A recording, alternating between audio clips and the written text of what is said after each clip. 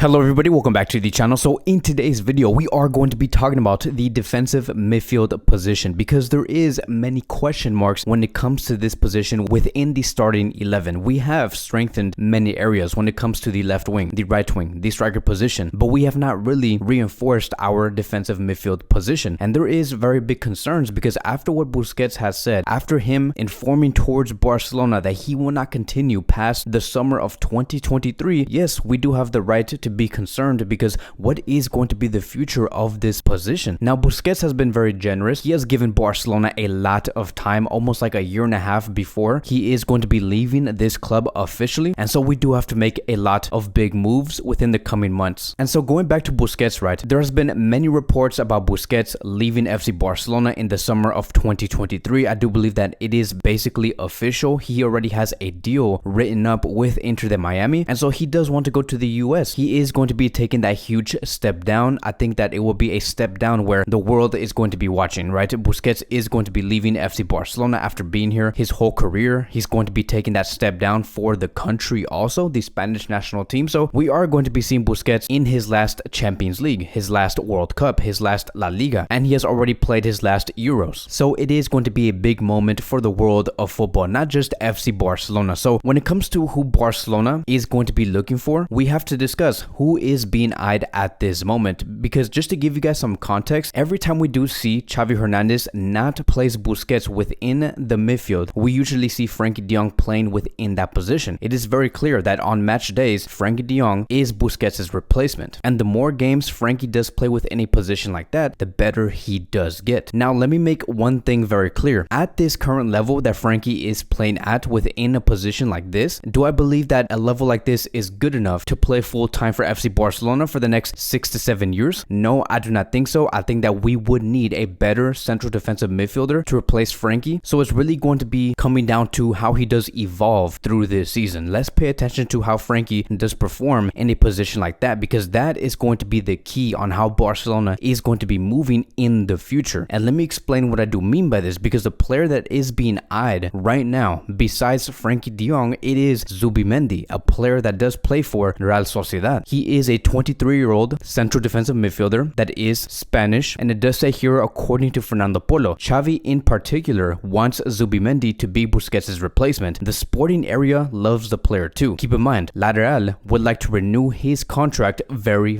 soon. Now, I know that there is a lot of confusion when it comes to what Xavi actually wants when it comes to the future of this position when Busquets does leave, because now we are hearing that not only does Xavi want to replace Busquets for Frenkie de Jong, but now we're hearing that Xavi Hernández wants to bring in also Zubimendi in the future, which will be in the summer of 2023. Now, this is why I do say on what's key. What's key is going to be this. It's really going to be depending on how Frenkie does evolve through this season. Like, Xavi is literally giving Frenkie the chance to say, okay, look, I'm going to put you in a position like this. Let's see what you can bring. Can you bring exactly what is required within a midfield like this, alongside with Pedri and also with Gavi? And if Frenkie ends up overachieving, he continues to up his level, he becomes a great world-class player by the end of this season. It might not happen within the next 2 games, but by the end of this season, then the necessity, my friends, would be even less for someone like Zubimendi to come into this club. But if Frenkie does stall and he does not get better game after game, if he continues at this same level, then of course I do expect Xavi Hernández to go full force on Zubimendi, so this player could come. So there is going to be a lot of questions revolving around Frenkie throughout these next few games, and especially if he does not deliver and we head towards that summer of 2023, they're going to be saying, okay, Frenkie did not deliver, he stalled, he plays okay, but he's not world class, he cannot be the replacement of Busquets. So what is going to be the future of Frenkie? All of that is going to be happening if Frenkie does not perform as of today. Now, there is also other questions about Nico Gonzalez, like what happened to Nico. I thought this player was going to be the future of this club. It's really, again, going to come down to how he does evolve and how he does with Valencia. If he does greatly impress, he improves Valencia overall in the midfield, then of course Nico Gonzalez could be an option for Xavi Hernández. So as of now, as things currently do stand, the moment that I am making this video and the moment this video is going to be uploaded, who is the most suitable player to replace Sergio Busquets as of now? It would be Zubimendi out of Nico and Frenkie de Jong. But Frenkie does have that extra blessing as of now, only because Frenkie is in Barcelona, and that is something that Zubimendi and Nico Gonzalez does not have at the moment. Now, when it comes to the contract details, the salary details, the fee of Zubimendi, it does say here that Zubimendi's current contract at his club will end in 2025. He has a 60 million euro release clause. Real Sociedad want to extend his salary by another 2 years at least, while doubling his salary and increasing his release clause. Now, of course, when it comes to Barcelona's perspective, Barcelona do not want to see this player extend with that club, especially when you know that this player is going to be receiving double his salary. If Barcelona can sign him in his current contract that he is in right now, they can give him a very similar salary and also say, yeah, you should come with us, even though you are going to be having your salary doubled because you are going to be winning titles here, and there's also a big position for you at FC Barcelona. So now moving on towards the next question. Why is Xavi Hernández, Mateo Alemán, Jordi Cruyff all interested in Zubimendi? Like, why does Barcelona want this player so bad? It's going to come down to three things. Point number one, if you look at the successful pressures, who does have the best percentage within La Liga, you can see that Frenkie de Jong is in first place with a total of 44.7%.